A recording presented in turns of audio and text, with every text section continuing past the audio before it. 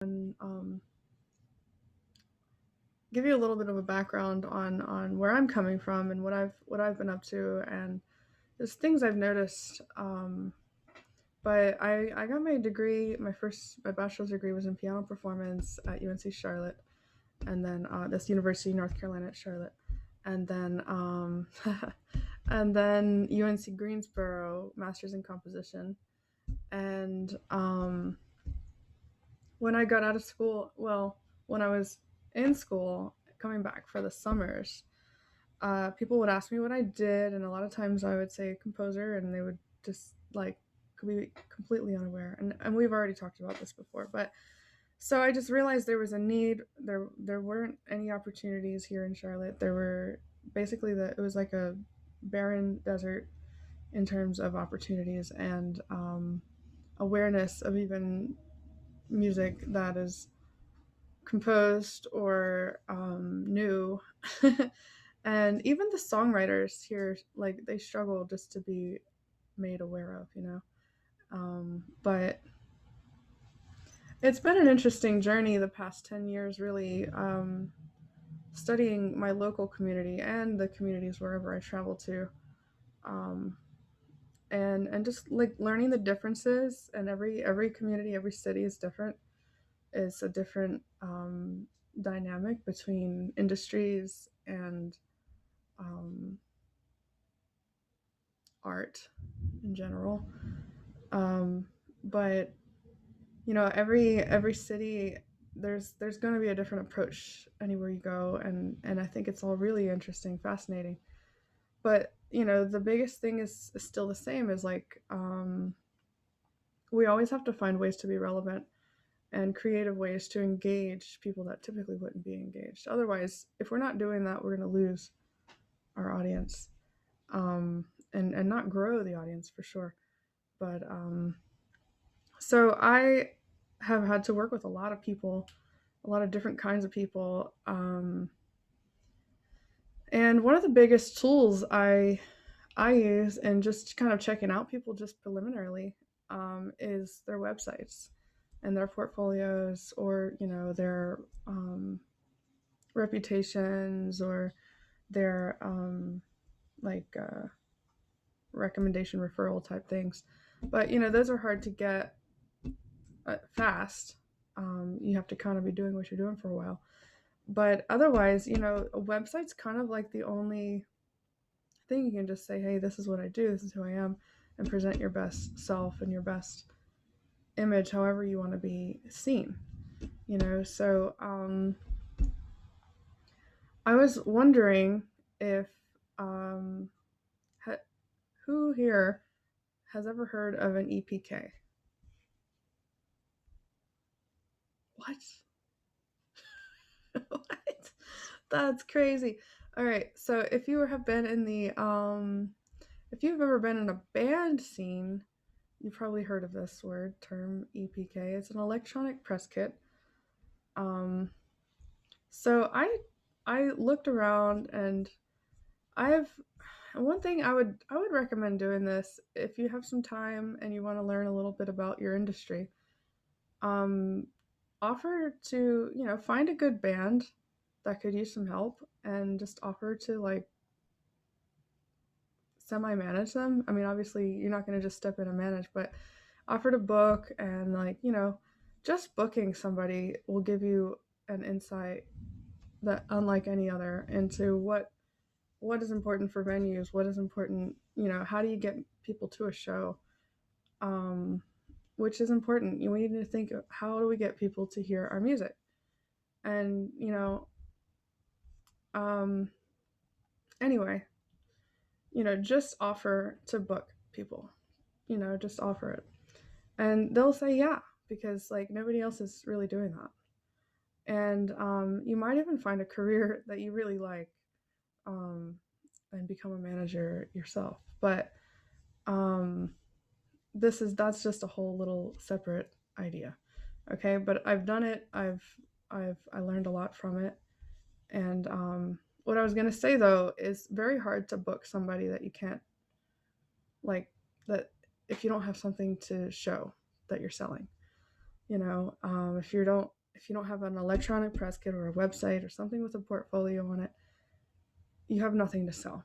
You know, how are they supposed to know you?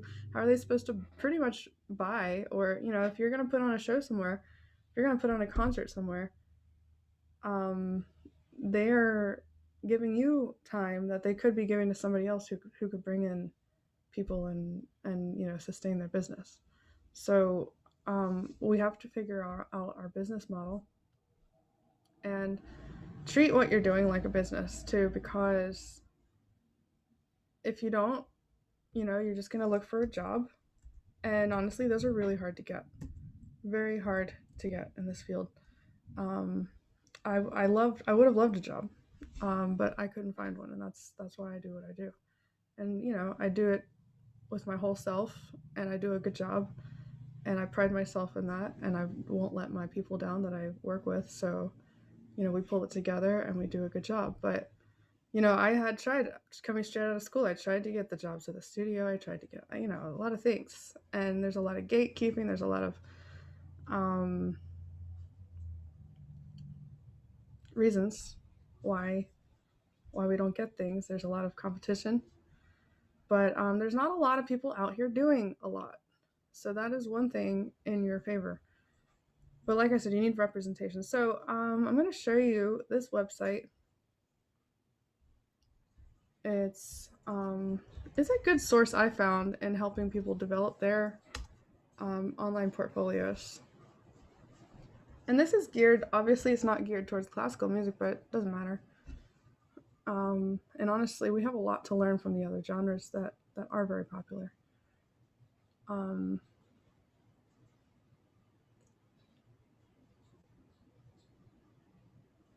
so, just giving you a second to look through that. It says every musician needs an EPK. Here's how to build one for free.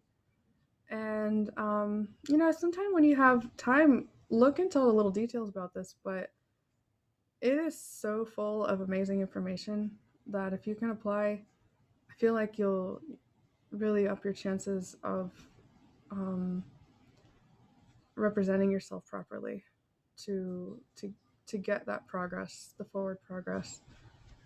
Um, but obviously, you want all your recordings and videos to be, as high quality as you can get them, because that's essentially what you're selling. What? Okay, can somebody tell me um, how does a business work in general?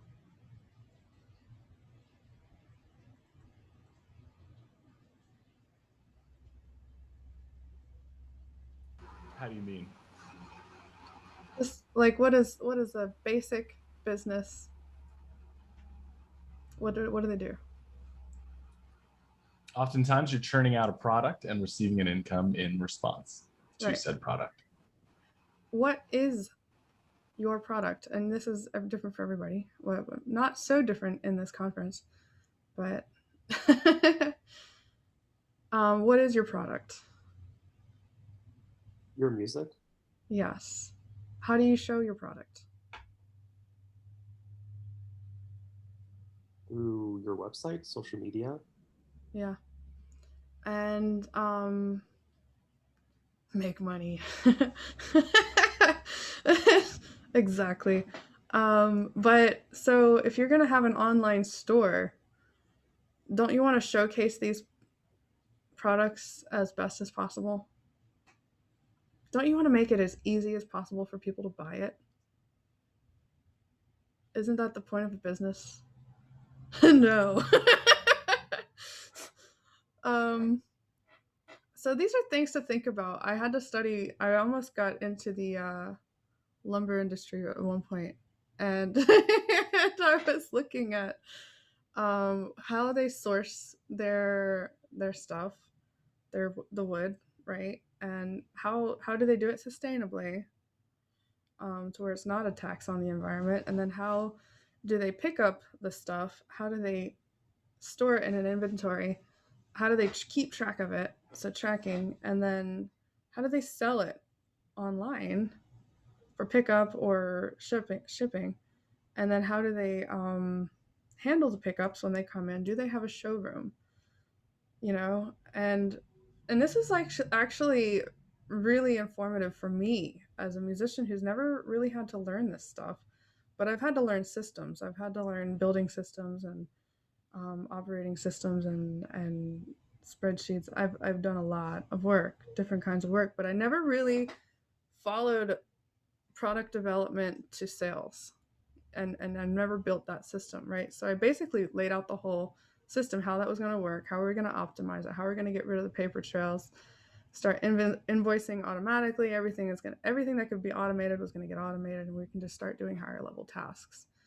And then I was like, wow, why have I never done that with my music career? So I think, at some point, study a little bit of business. Just study an industry you know nothing about. And then on top of that, once I figured out the whole system, I had to find out, who do we market to? Who actually buys this stuff? A big buyer of that those wood products was going to be architects, designer architects. And I never would have known that unless I did market research. All right. So you need to do a little business studying, some market research, and for your product specifically, or products, because each product could have a different market. And then, develop your showroom, which is your website or EPK, which your website could be your EPK too, um, your electronic press kit. But all of those, you have a product and you're trying to figure out how to move it. Okay. And that's like the most basic way to look at it. All right. You want that showroom to look amazing. You want it to sound amazing. Sound is your world. So you got to have that sound. Videos are amazing too. So, uh, yeah. So if you scroll down that site I put up here, convertkit.com/epk-music. It'll say, and I'll share the screen for people watching later. There's a thunderstorm going on here. It's typical July. So yeah, this is convertkit.com/epk-music, and we're gonna go down here. It's an important element of a band's promotion, and think of it like, nobody's just gonna promote you. All right, that is now your job. If you're complaining about no opportunities, that's because you're not promoting. And you're not finding where you belong in the market research that you haven't done. I don't know. So anyway, these are good examples actually of websites. But what you should definitely include: biography. Don't make it too long either. You want a concise one, maybe a medium one, and maybe a fuller one, but definitely have the concise one. Because if I have to read a big bio, I'm not gonna read it. I'm just, and official links, fact sheet. These are all really great. Tour dates, which you can convert that to concert dates, unless you're doing a tour. That's totally fine too. Videos, all of that stuff. This is all really great to help you fill out your page content. Okay. So so I hope that helps. I hope that helps a little bit. I know it's helped the bands that I've worked with or managed briefly over the years. And there's really no better way to sell your product than having a nice showroom online for it. Okay. And, does anybody have any questions so far, or things they've noticed or tried or whatever?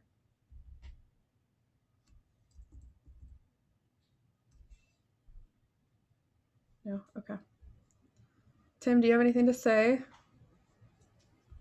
Sure. Hey, everybody. Can you hear me? Is it clear? I have a mic like far over here. Cool. I think the one other thing I would add to that, in addition to how you show your stuff, because a lot of us, actually, I guess I can see your hands. How many of us use traditional notation? And then like graphic notation as well? because I know that I saw some really terrific of the Coffee with Composers events with some really very interesting, very like thoughtful graphic notation.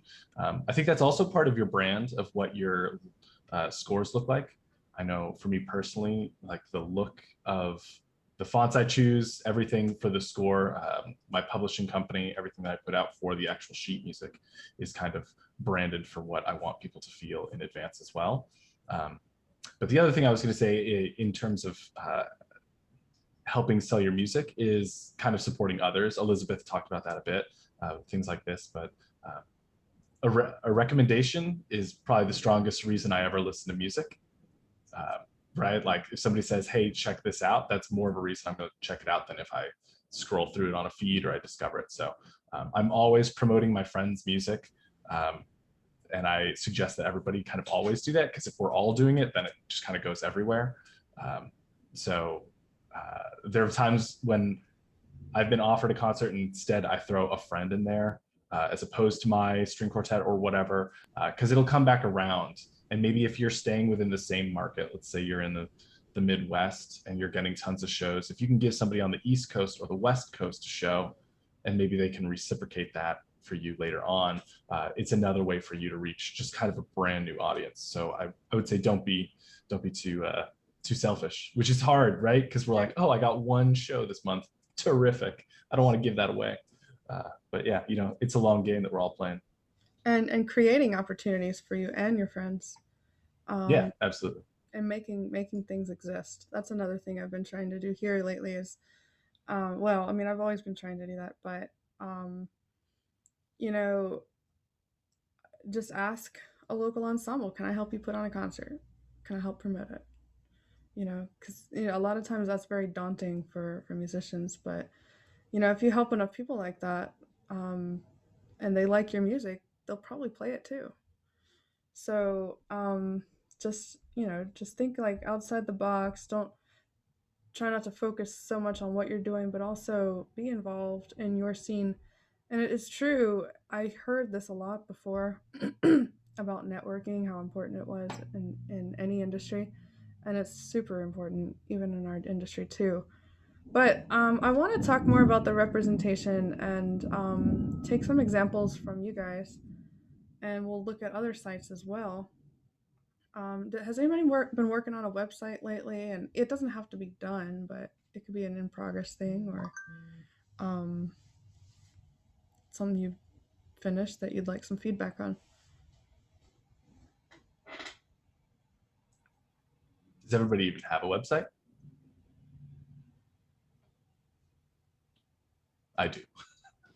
Yes. I just, Tim Corpus, you have a wonderful website. It's beautiful. I just took a look at it. It's really, really nice. So kudos. Thanks. Appreciate it. It's based on WordPress, which I believe. Oh, Elizabeth. Oh, God. Wow. I think I like outside my window. That was loud. Oh my God. I'm pretty sure the Charlotte New Music. Well, I know for a fact that the Charlotte New Music website is also based on WordPress. WordPress is awesome if you know how to use it.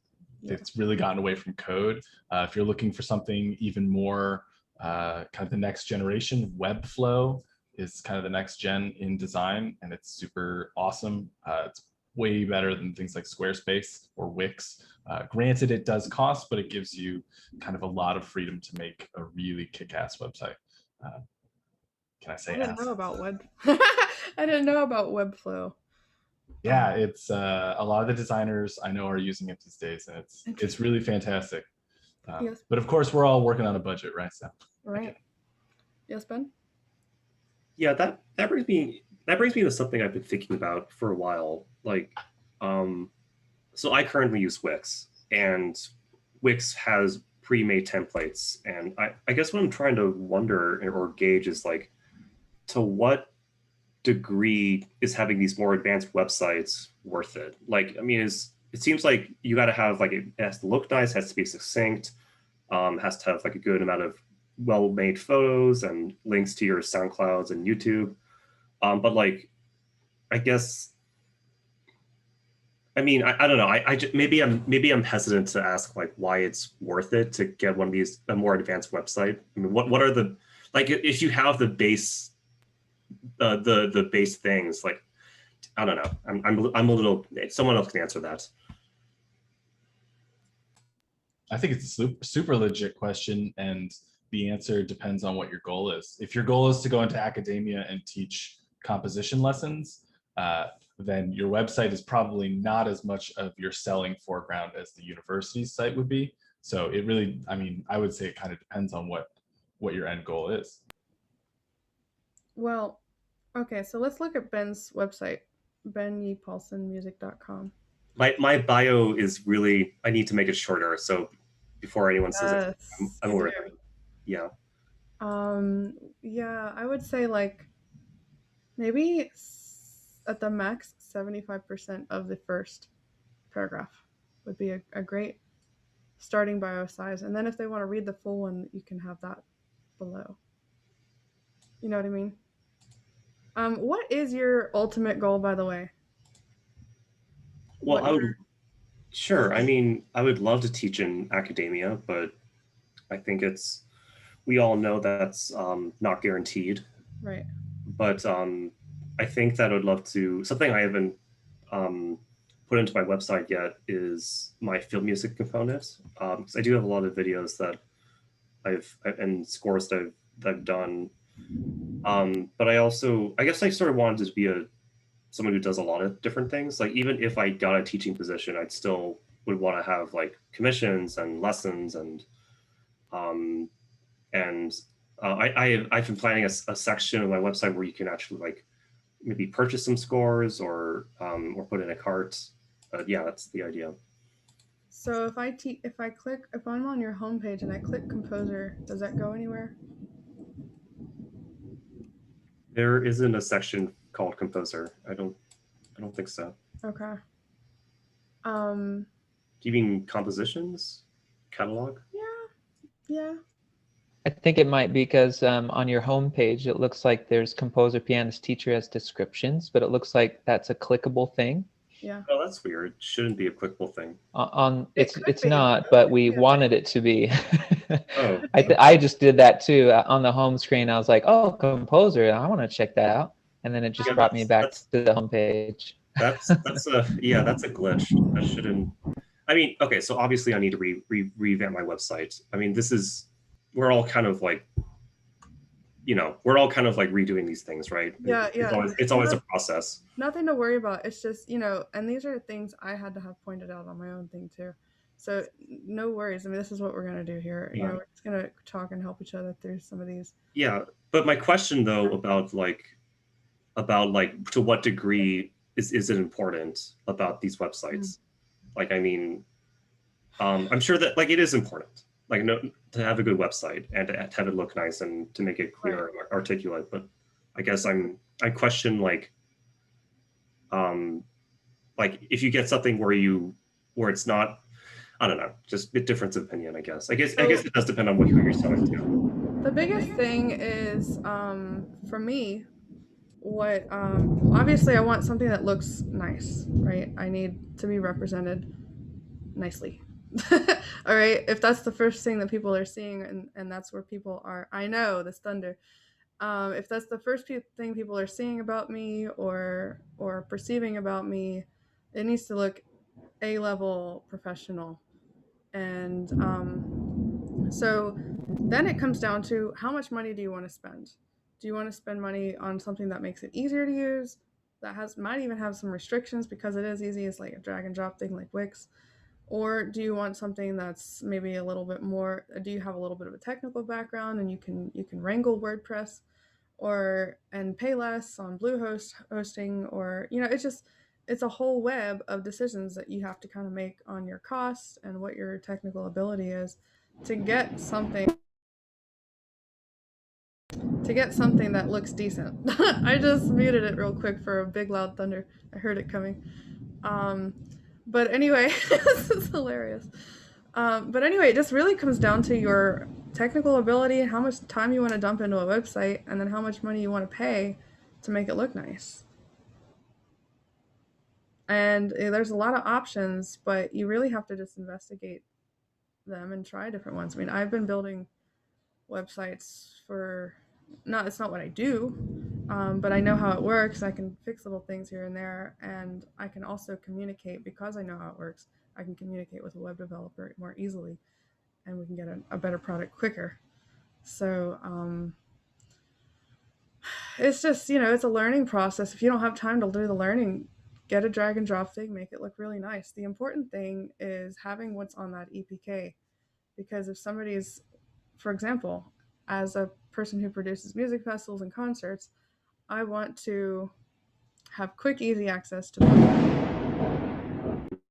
I want to have quick, easy access to photos and a short bio, because those are what I would use for marketing, you know. And then I also want to hear their stuff to make sure it's good quality, because if they put enough care into their online representation and product, I know that they'll put enough care into what I'm hiring them to do. And if they haven't invested time into that, I don't know. It makes me feel a little iffy, because I have. And a lot of people have invested time into that because they're serious about it. You know what I mean? So it kind of goes into that. Um, yeah, and it's good. You have a website. I just updated mine again last week, right? Because I saw some more things. I'm like, oh, that could be better. You're gonna do that all the time, But it's really just a process of honing and making it like just more focused for what you're trying to achieve with it. It's a tool. So yeah, I like your different pages. The only thing I would say is it'd be nice to have a few photos somewhere of yourself. That the purpose of the EPK is, some people just have a separate page. It could be public on your menu or not, or maybe it's a link in your bio page somewhere, but it says EPK on it. And that's what you would send to people like me that hire you to write stuff or whatever, and it would have everything they would need for marketing. I'll show you. Is this in addition to the photos on each section? Yeah, because you want to. Here, I'll show you. So Pamela Z just sent me this page, and I can pick whatever I want, and then I go to download the high quality photo of it. But let's look at some other ones. There's Tim's. I just Googled composer, and this was one of the first people that came up. A lot of things that come up are going to be like mass sold sound banks and stuff. But this guy, I don't really like his website, personally, the look of it. But I just thought the organization of what he's selling was actually pretty good with the services. He's literally calling out what he wants to do so he can get jobs. The bio is pretty short. I thought that was pretty good. The music is very accessible. You play it right here. It's all on one page. Got demo reels at the top. Then if you want more info, it's up here. I thought that was interesting. Here's another good example of a site I came across a few years ago. You probably have heard of her. But I really love the photo. It's amazing because it's just like, that's her. She's so nice, and it looks so professional. Then you can get into what everything is here. And she doesn't just blob everything, it's if I like this organization that can direct you to certain things you are interested in for whatever your purposes are. And this is kind of a long bio, but media, it's always good to have a good media page. Um, Talks, music videos. She's got a lot of stuff, obviously. This is another person I was really impressed with her website. She is a fiddle and banjo player. Um, but I love the news section. It's a great spot to just kind of show people what you're up to. A lot of times you can even import your Facebook posts to show up here. So you don't have to go in and update your website. It just updates whenever you. And I would say make a professional Facebook page, not your personal one, but a professional one, and that would be the one that I would link to this. Performance states, a newsletter. Newsletters are great. Do not build your fan base on Facebook or social media. That is, a lot of people did that with MySpace, and and it's not the way to go. Email you'll own forever. Okay, everybody has an email. A lot of people aren't even on social media. They don't like social media. There's always drama. So if you get into marketing, if you study any marketing at all, you'll find that newsletter sounds old school, but it's still like one of the top modes of sales and keeping in contact with fans or supporters, and just keeping in contact with the people who want something to do with what you're doing. So figure out a good newsletter system. I use MailChimp. It's not the best, but it works, and I don't have time to learn another one right now, so I'm just going to stick with MailChimp. But, there's probably other better ones out there. She's got her social media stuff up here, her streaming links, merch. This lady is about the business. I love it. And then if you want to learn more, there it is,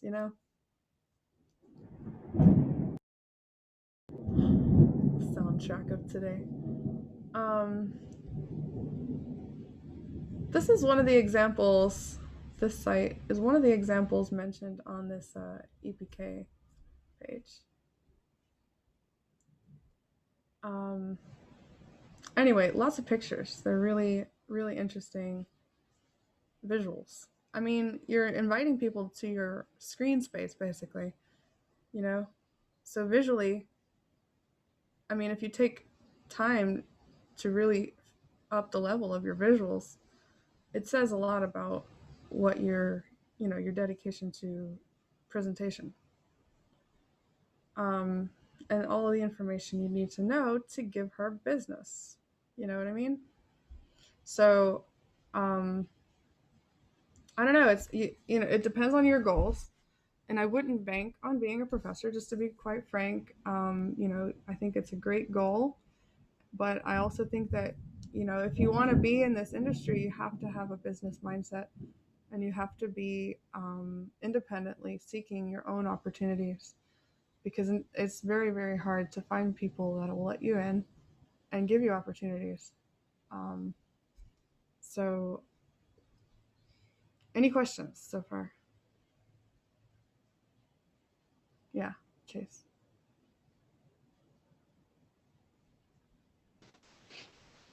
So in contemporary music, I think we're all taught in the academic environment that you make money through sales of tickets. And that kind of branches out here and there in a few ensembles we might see. But like you said, we have a lot to learn from the other genres. And I find artists have a really good handle of business as well. They're a really good comparison. But my question for you is, if with things being online, even more so with quarantine, is there really a way to make money just from the sale of your music? Because I think we all have experience with Spotify, hopefully Bandcamp. I really like them. Right. But as far as like all of that stuff, if you don't have a huge catalog, like most contemporary composers, because we're building up things in a different way, not so much albums, but we might have one album. One album I don't think is enough to make enough music or enough money with these streaming platforms. Right. But maybe it is. I don't know. I was wanting to ask you, do we have to have merchandise? So, okay, what are some products we could have? I don't have any, but I've always considered it. The CISA mentioned one where I was going to say is sheet music. that others can buy to play the music that they can hear on your site, Hmm. right? What's another product? Tim, do you have any ideas on products? Yeah, sorry, I was looking at Yeah. Zachary's question here. But in regards to products, okay, so again, it's going to go back to like, what do you do, right? So for me, I don't teach lessons. I just don't have time for it. So that's not something I sell. So if you're selling your lessons, I do a lot of arts administrative work. So people tend to hire me for event planning and concert production, video editing, stuff like that. So any of the tools, I don't know if all of us do sound production stuff. You see the synthesizer here, we're all, headphones and microphones. So if you're doing any producing, any editing, any mixing, um, all of those things are going to be great products. I mean, you could really just list it as any way you can make money.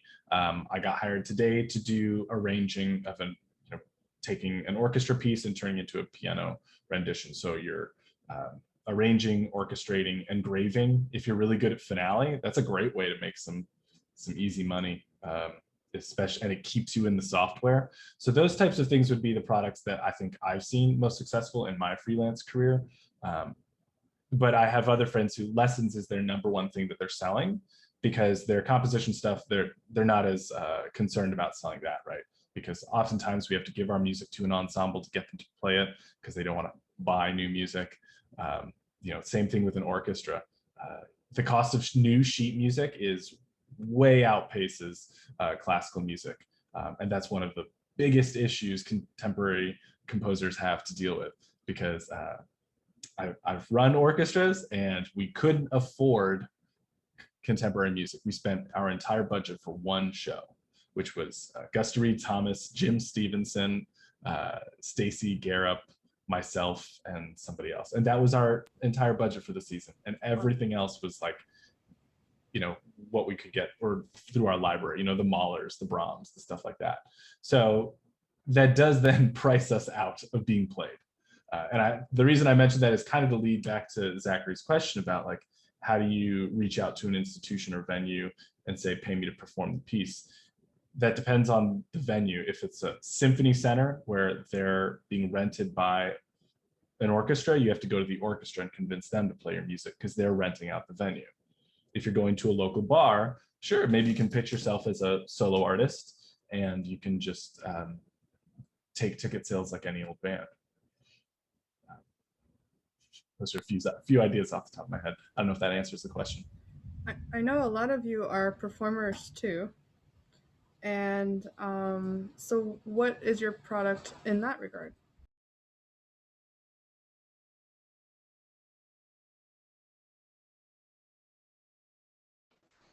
Well, I guess at that point it would be you're selling an experience. So tickets. Right. I'm not sure. And how do you how do you make that product?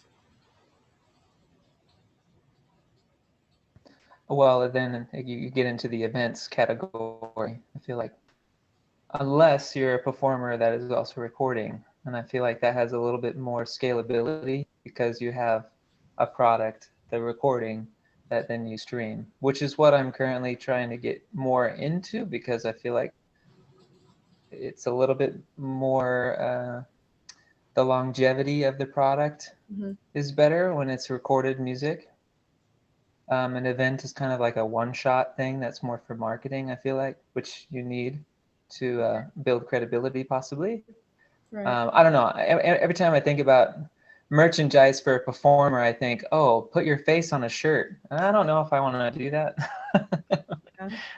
It can be a face, it could be an idea, it can be a symbol. But I think when I talked to one performer composer from our group, and I told her, I was like, you need to just develop a show. You're in school. There's no better way to test things out. Try to get people to come from the outside to your school and just test it out, test the whole thing out. Like, develop a show. You know, who was I talking? Where are they in here? Who I was talking to? No, I don't know. Oh, Kira, yes, that was the Akira. And so, you know, Kira is a psychology and what was it? Cello? Psychology and cello or psychology? Violin. Violin major, double major, and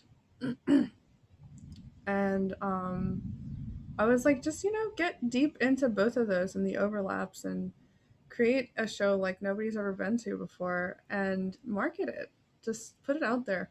See what actually happens, but that's something I'm working on too with the Your Neighborhood Orchestra is we're developing a show now and I'm developing it in a way to where I don't want it to be a one-off show. I won't do those anymore because it's a lot of work. It's a lot of work and it's like right now we're just working on developing a product that can be marketed. And that product is a specific type of show, and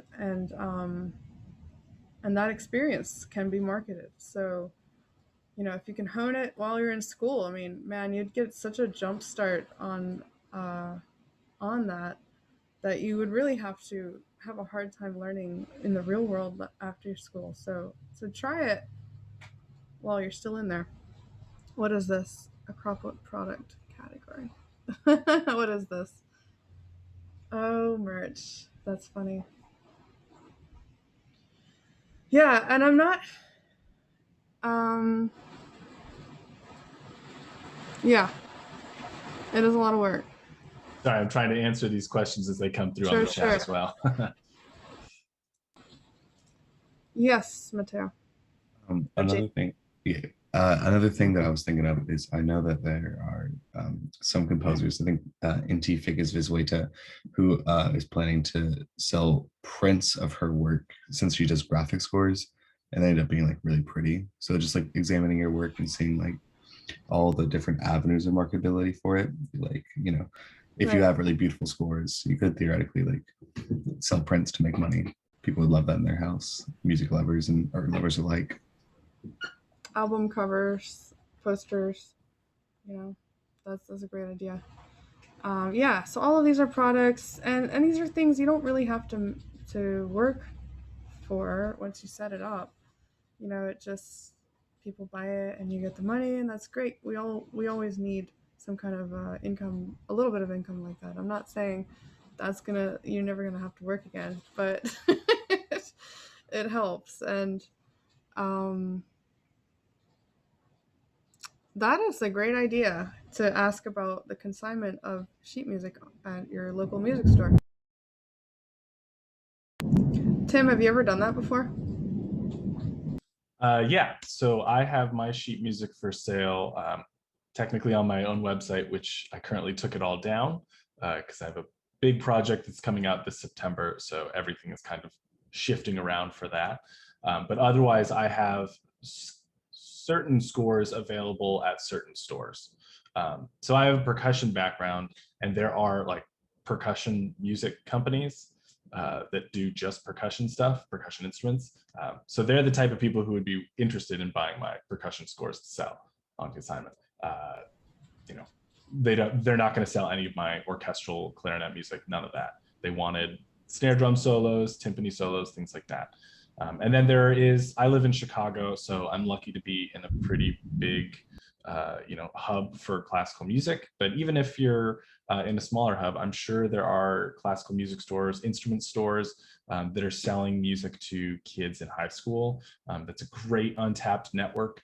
So perhaps a lot of your scores are geared towards advanced, but things that are not necessarily, maybe try getting those in the local shops.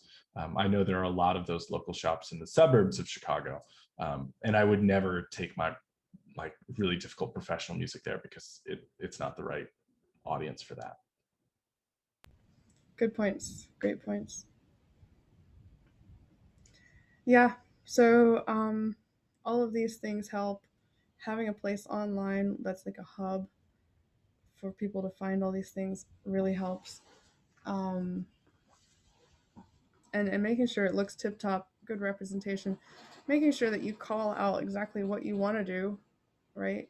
That you are looking like the kind of person that they would want to hire, not looks wise, but package wise, and it actually says something. I know that a lot of people who would hire us are not other musicians or music background type of people. They're maybe administrators or film directors or whatever, whatever. They don't have these terminology, the same terminology we have. So go through your website, make sure that it's really approachable for any background person. And, if you want to have if you want to kind of go off the deep end in our field lingo, um, just keep that in mind for your audience. Then the know your audience saying really goes a long way. Uh, and it helps you market. It helps you promote your stuff to the right people. Helps you look more focused and all that. Tim, would you like to talk about ASCAP BMI stuff? It sounds like people are aware of it. Okay. Right? I don't know. Do people have questions about that stuff? ASCAP, BMI, ISNet, and all that stuff. Good for you. When I got out of grad school, I didn't know shit. I got out of grad school and I was like, well, fuck, what am I supposed to do? No one's ever going to buy. Can I say fuck? Sorry. No one's going to buy my music or nobody's going to publish my music. So what am I supposed to do? And so I just did it all myself.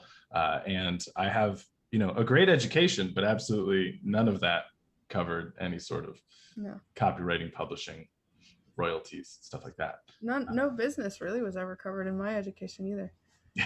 So you guys are way ahead. That's great. Yeah. Congrats. Nobody ever told me any of this stuff. I had to go out here and get my butt kicked. Embarrassed. Are people so for those of you who are selling your own music, you're selling it online as a PDF, or are you guys printing out sheet music and mailing it? I mean, I haven't done any of the sheet music, but I'm doing mainly all albums and things that can be streamed. But I just assumed that selling sheet music would never really work because, who would want to buy your music? But maybe I'm wrong from what it sounds like. I think a lot of people think that, and I think it's a little bit of a confidence issue too, I think, but if you put it out there, I mean, someone's going to buy it. I mean, if it's decent. Yeah, it depends on the market again. You have to market it really hard.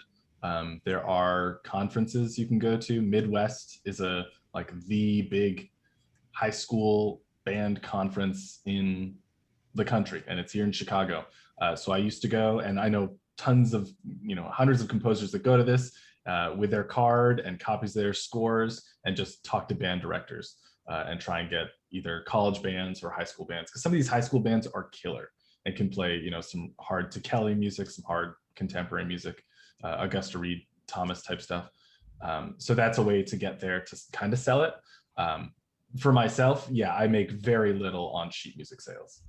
I make way more in the performance royalties than I ever make on sheet music sales. I think that I do eventually want to sell my sheet music, and just as maybe a small source of income, just like, I don't know, pay groceries or whatever. But I'm waiting until a lot of the music is copyrighted, because my music has actually been infringed on, and people have actually kind of copied off it without my consent. So I'm waiting until everything enough is copyrighted for me to put it on the website and people to buy it.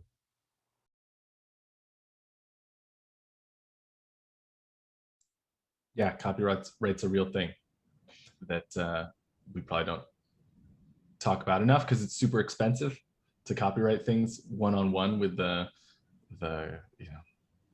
Copyright Office of the government, or the US government.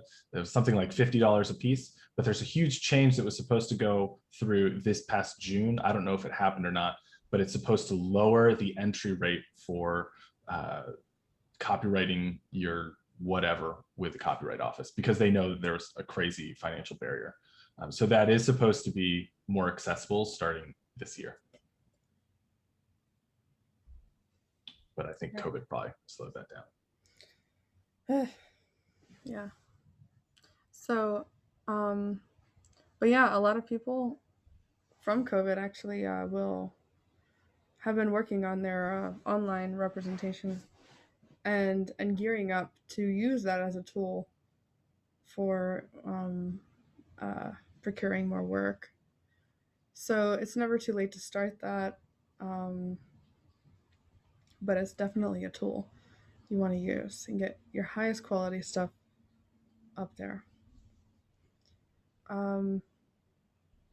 Yeah, and know who you're selling to. Do some market research. You know, if you're gonna be in the business, be in the actual business of it. Like learn about the business of it. Learn about the different streams and not streams as in listening to music online, but you know streams as in how money flows, where it comes from, how it works with the venue, how it works with performers. Like I mean, learn standards.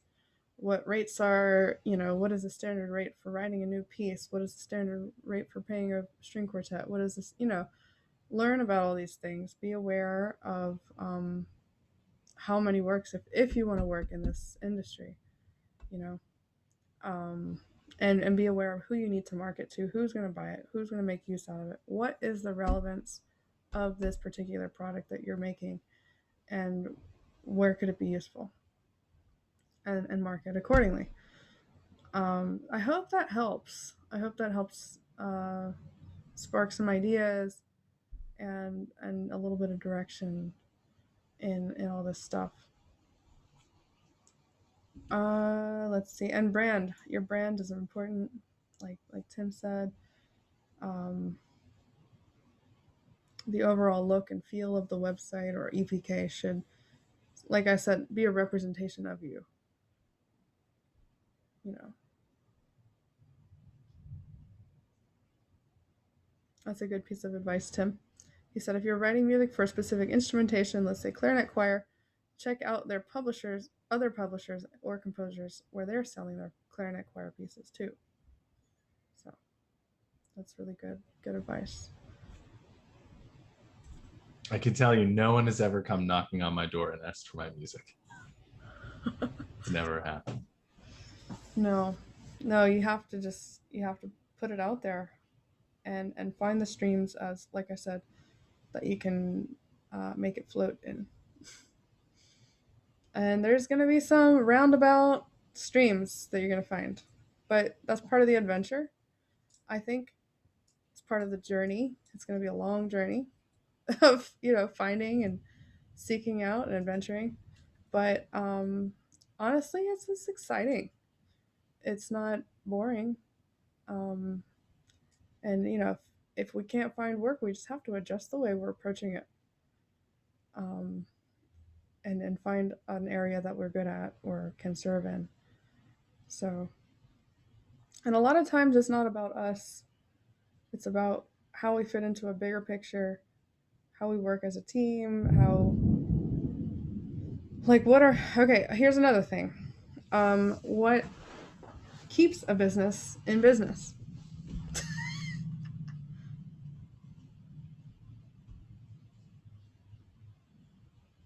Repeat customers? One, yeah, that's a big one.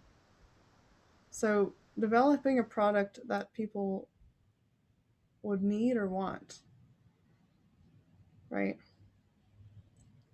And how is that something we're a need we're filling? So basically finding the relevance in the stuff you're creating, right? I mean, it could be art for art, and that's awesome. Then you got to frame it like that, right? And you have to represent it as such. And then there's other stuff like maybe like music for a film or music for commercials, right? And you have to frame it as that, sell it as that. A good business is always adapting, always being relevant, because if you don't, you go out of business. That's every business. right? Unless you have a product that is just timeless and classic, and um, or maybe you have a product that will sell the hell out of itself when you're dead. I don't know. We'll have to wait and see. but but in the meantime, while you're still around, um, trying to make things work, like really, really think about that outside of the boxes that you've been given, and and just see where things lead. Pursue different options. Don't listen to people who say it's not going to happen. If I listened to everybody, literally everybody told me that this festival thing wasn't a good idea 10 years ago. It was crazy. It was too big of a project. And nothing was ever gonna stick. Like literally everybody told me that, except for my parents. They never actually told me that, but they never actually said that they thought it was gonna like work. But they never actually told me that. So everybody else did, and they thought it. Even the guy I was dating, and uh, yeah, it was a real issue. It's a real issue that I spent my time developing this thing. Um, and that happens a lot. I see that a lot in people who have partners that aren't super supportive, or just don't get it. I know we've all probably been there, and it's tough. It's really tough. So it's either up to you on your communication level, or um, or something. But you got to find a solution, and you've got to just pursue what you're passionate about if you have the persistence to do it. So that's the other part of it, is the persistence. Just sticking with it. Because if you can stick with it, I think, and I told somebody else this too, it's like it takes 3 to 5 years, in my observation and experience, but a lot of observation of other business entrepreneurs in different things. I mean, everything from every kind of thing you can think of to sell. What I've seen is it takes 3 to 5 years to really establish themselves as a business, and get to a breaking even point, and then maybe a somewhat profitable point, um, which is where we all want to be. Where do I start finding a publisher?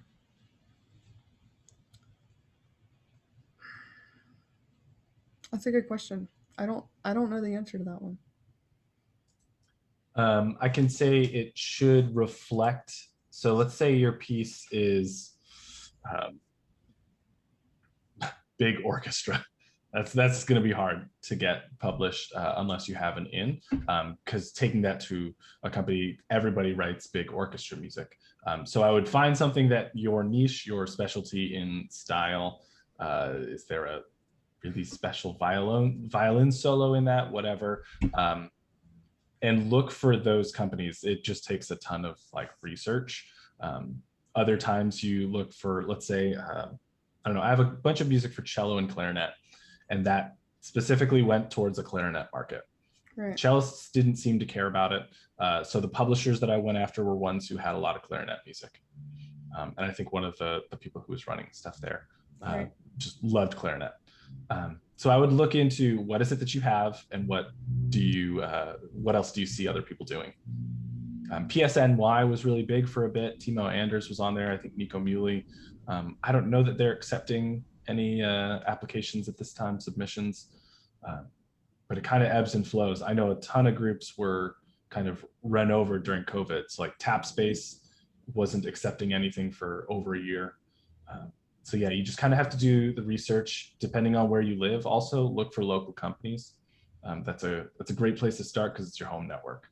And for the most part, people like to support their home network.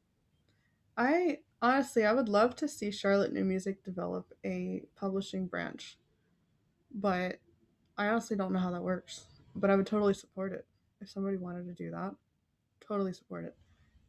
Because I know we need more publishing out here, and we get so much amazing music every year coming through here that doesn't ever see the light of publishing day. And like I find that to be like such a horrible waste of not getting it out there, because I mean, like, literally every piece I've heard so far, and I've talked to the ensembles who have stuff coming up, still the concerts, and like everybody loves the music they're playing, And I'm just like, God, I wish we could have this like published, like, you know, but I just personally don't have the capacity for it. So if anybody here feels like doing that, like, there's totally an opportunity to do it. You don't have to wait for somebody else to publish it. You could be the publisher, like, you know. So it's just, you know, it's a perspective thing, and if you even have the time or desire to do it. But you know, you make a lot of connections by doing that kind of thing. I mean, I made a lot of connections by starting the festival and starting Charlotte in music in general, and I'm still making connections, and it's been a really cool experience. But yeah, just throwing it out there. So yeah, it comes down to representation a lot of the times. I've heard about starting a publishing company as a composer, but it comes down to whether you want the marketing power of a publishing house. See, I don't know. I don't know anything about that area of the field. Yeah, so I now publish everything through my own company. It is a sole proprietorship. Didn't have to do any sort of LLC because my lawyer was like, there's not much at risk right now besides the copyright and the intellectual property. You know, any risk of the performance is under the insurance of whoever is performing it. So I don't have to worry about that. So that's the way I started that. And yes, I then had to do 100% of the marketing, which definitely takes a lot of time. But because I'm with ASCAP, so the publishing company is with ASCAP, and then music composers with ASCAP. So every time anything gets performed, I get 100% of those royalties. It depends on the split for who you're with. If you're with, I don't know, Hal Leonard, I'm sure it's a different split than if it's G. Shermer for the artist. Maybe it's 50-50 if you're a really great big name artist. Like I'm sure when Elliot Carter was alive, he was getting a nice cut of it. If you're coming up, it could be, you know, who knows what it could be. It really depends on the company. Yeah, if you're able to get with a publisher, it's great because they will do that marketing for you. That's really all you're getting in addition to that, because likely they'll take some of your performance royalties as well. So I do have some of my sheet music on sheetmusic.com. I think that's the name of it. And that's a good way to just get it out there if you don't have a whole lot of means otherwise. I believe that JJ Peppers also now has a self-publishing route through their website. So it basically makes you your own store on their website. So you don't have to create your own website for it. It just goes through them. They take a small cut. Right. And obviously they're a major sheet music company in the country. Yeah, a lot of people go there looking for sheet music. So, you know, if you can get on one of these bigger platforms like sheetmusic.com, Sheet Music Plus, something like that. And then the one you said, JW Pepper. Yeah, there's all kinds of things out there. Whatever. JJ Pepper is like a 7-Eleven here in Chicago. I was totally wrong about that. Oh, okay. Yeah, that other one. Then there's another composer I know. She just started putting everything on issuu.com just to publish it. She doesn't sell her sheet music at all anymore. So if you want to perform her orchestra piece, you can have it for free. She's just interested in the performance rights, because what's the $75, you know, for the orchestra piece worth? Does it become a barrier or not? And obviously that's up to each person, and depending on what, you know, size piece you're selling. Because if it takes you a ton of time and money to print and prepare the parts, then maybe it's not worth it. Anytime a large ensemble plays my parts, I have in the agreement that they have to give them back, just so that I don't have to go through that whole printing process again, because it's not cheap to get 10 by 13 paper. Which, if you're trying to sell to a professional orchestra, you need to make sure all of your sheet music is, you know, fitted to the MOLA guidelines. So make sure your stabs and everything are prepped in the proper way. And there is specifics about what the paper weight has to be, paper brightness, all that type of stuff. So if you don't know the MOLA guidelines, make sure you check those out. MOLA, it's the collective of orchestra librarians within the country. And they set all of these guidelines that all of the major orchestras follow. So go ahead and befriend a music librarian from any of your local orchestras. Librarians are real nerds. They love to talk about engraving and sheet music. Buy them a beer and just talk to them about what does it take to get your music into their library.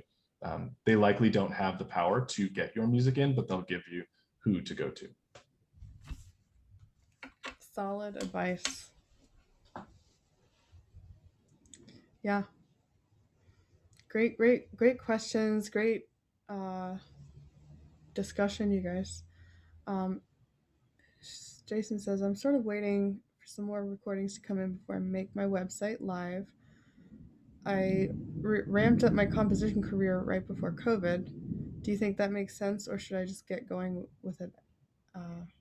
Get it going with a few recordings. Um, how long till you have the recordings? The rest of the recordings? Then yeah, don't wait for that, because you can always put recordings on there. That's easy, you know. Um, but getting the website up and running, making it look good, honing it, that takes time. So you can at least get it up and running. If you don't tell anybody about it, nobody's gonna find it till you start putting it out there anyway. If you're publishing your music through something like CD Baby as well, um, or even if you're doing it through Bandcamp, there's a real trend now because the algorithm follows consistency. So dropping a major album is great. I'm doing it in the fall because it is a concept album, so the albums couldn't be separate. But if you were releasing one thing every month, the algorithm prefers you.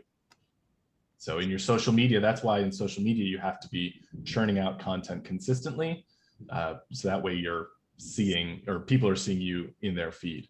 You can follow, unlimited numbers of people, but you only ever see the same 100, maybe 75 people consistently.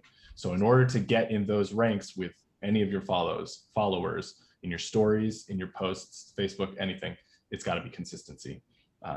So there's nothing wrong with doing an album where every month, maybe for a year, you release a new song. That makes a great story. Good point. There's a lot of different ways you could market that story. Yeah, I definitely wouldn't wait though to get the website up. All right. Any other questions? Yeah, you guys are very ambitious. I don't meet a lot of people that are as ambitious and hardworking as composers. so, um, so it's inspiring to see what you guys are planning to do, and your hopes and aspirations. Totally attainable. You just have to go out for it and claim it as part of your identity on your websites, on your portfolios. Make it easy for people to commission you, buy your stuff, to know what you do, know how to hire you, right? And then the easier you make it for people to do that, the more jobs you'll have. Like if you have a big red button on your website that says, get custom new music for your ensemble. I'm just saying, that's like the cheesiest marketing thing I can think of, but it's so obvious, right? Like that's what you do. I'm not saying to make that red button on your website, but just make it obvious, make it easy. So Cisa says, by publishing, do you mean the revenue from sales or performance royalties?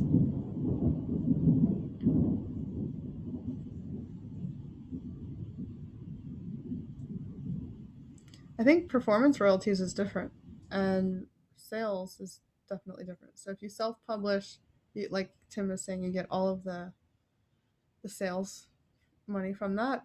If you go through, like I go through Sheet Music, whatever the heck website that is, and I only get 50% of the purchase price, which is typical for publishing if somebody else publishes it. Performance royalties will come through ASCAP or BMI.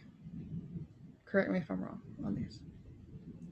Yeah, that's right. And it depends on who's performing your piece for how much money you're making. Right. The way that, do we know about how the ASCAP collects that money that they give you? Let's say you're getting your music played by a large orchestra, professional orchestra. So let's say a union-based orchestra. They are completing this form for ASCAP.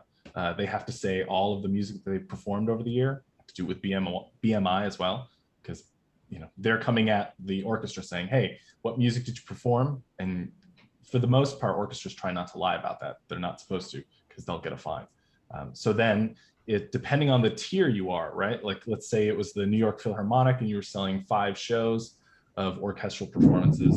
That's going to give you more money than if it was a small $250,000 budget orchestra who's paying, a much lower amount for a single night show. So what you can make in performance royalties really, really varies. Education institution performances do not count. So if your performance is by somebody's high or senior recital, you're not going to make money off of that. So the commission would be worth more in that scenario. Right. Yeah, and I see why that lady did the issue publishing thing just for free for people. I mean, not only does it save a lot of time in the production of the parts and scores, but gets her music played. And then she gets more royalty money anyway. So, and she's out there more. Like, I mean, you can't go wrong with that.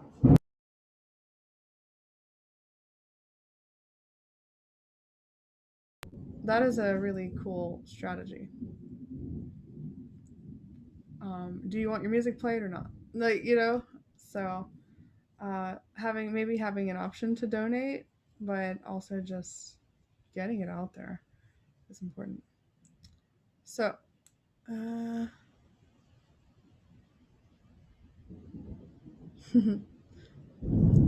all right. So, if anybody has any more questions, feel free to ask. But otherwise, we can take a little break before the speed writing office hour.